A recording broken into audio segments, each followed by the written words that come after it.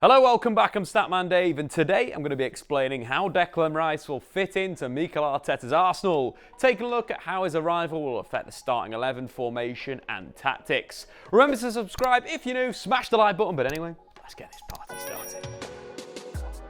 After much back and forth, Arsenal have finally signed Declan Rice from West Ham in what could be one of the best deals of the transfer window. At West Ham, Declan Rice is one of the best defensive midfielders in the Premier League, but over the past 18 months, Rice has developed further, adding more attacking elements to his game to a point where you could now describe him as a complete central midfielder, capable of playing any role as a number 8 or as a number 6. Athletic, physical, Rice is a great engine and possesses a fantastic technical skill. He's a great ball winner that shines in both tackles and interceptions. What really highlights this is the number of metrics that Rice is ranked in the top 10 of Premier League players from last season. Progressive passes, progressive carries, tackles plus interceptions, passes into the final third, and switches of play. His complete range of passing allows him to play every kind of pass a central midfielder needs. Accurate, short, simple passes, well struck, disguised line breakers, not to mention his standout range. The long diagonal that is hit with accuracy and purpose.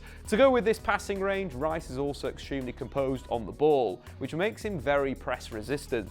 But where Rice really shines is in his ball carrying. He doesn't carry needlessly, usually choosing the right moment to dribble with the ball, but when he does it, it can be very effective. His goal against Nottingham Forest is a great example of this. After West Ham win a free kick, Souček takes it quickly, passing to Rice. With huge space to attack and a lot of defenders behind him, Rice carries to the edge of the box and finds Ben Rama, who throws a step over and gives it back to Rice, allowing the England international to curl the ball into the far corner. But a better example of this is his goal against Ghent, where not only did he win the ball back for West Ham, but he carried half the length of the pitch, turned the defender inside out, and calmly finished with his weaker left foot. So how does this translate to Mikel Arteta's Arsenal? Declan Rice has a number of different positions he could operate in for the Gunners, but I think they'll all be very interesting. The most obvious position for Rice is for him to slot into Granit Xhaka's number 8 role. Rice is perfectly suited to replace the Swiss international. In the build-up, Rice would be able to drop in alongside the 6 to create a double pivot,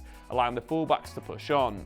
However, Rice could also stay higher up, not only altering Arsenal's build-up structure but making them more unpredictable. When he does get on the ball, being able to play off both feet, passing range and the ability to switch the play will make him a big asset, allowing Arsenal to rely on Rice for ball retention and progression. In fact, despite playing for a West Ham team that averaged the 3rd fewest possession in the Premier League last season, Declan Rice played more passes into the final third than any Arsenal player. In attack, Rice could anchor the left-hand side of Arsenal's attack, offering himself up as a safe passing option who can recycle the play or switch the point of attack. But when Arsenal are attacking down the other flank, Rice could get into the box, becoming a dangerous target for crosses or even cutbacks. Playing as an offensive number 8 is probably the best development next step for Arsenal.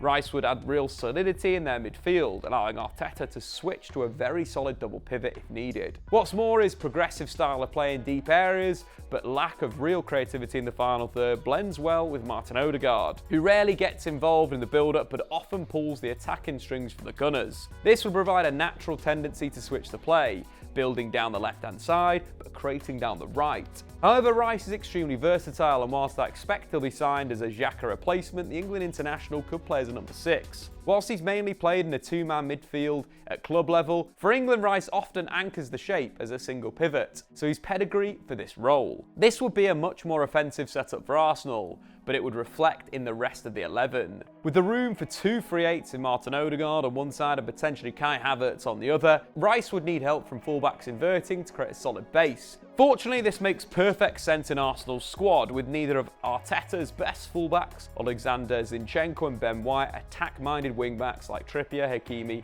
or Alphonso Davies. With Rice in defensive midfield, he could operate like a halfback, dropping in between the centre-backs in possession, where he has more time and space to use his excellent passing range. In turn, we could see the fullbacks form a double pivot by inverting, or alternatively, one of the other midfielders, likely Martin Odegaard, could drop in, creating a base diamond with more diagonal passing lanes. And finally, if Arteta really wants to go all out attack, he could deploy Rice in defence. With experience as a centre-back, the role wouldn't be completely new to the former West Ham captain. His utility could help cover for injuries, especially if William Saliba's back trouble returns. This would ensure that Arsenal's possession game wouldn't severely drop off, whilst the defensive midfield could be covered by Jorginho. Don't expect this to be a common selection, but Rice creates this opportunity with his ball-playing ability and defensive qualities. In a similar fashion, I expect Rice could also do a job at right back, winning 62% of his challenges made against dribblers last season, which ranks him in the top 4% of central midfielders across Europe's top 5 leagues. Rice would be able to hold his own against tricky wingers. This could see Arteta turn to the 3-2-4-1 as a starting shape,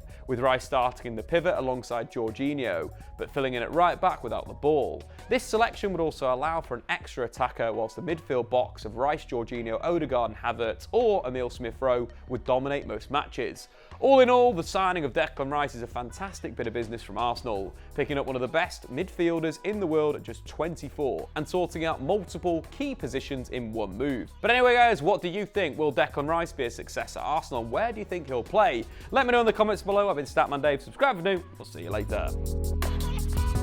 Thanks for watching. If you've enjoyed this video, why not check out some more content on the Statman Dave YouTube channel.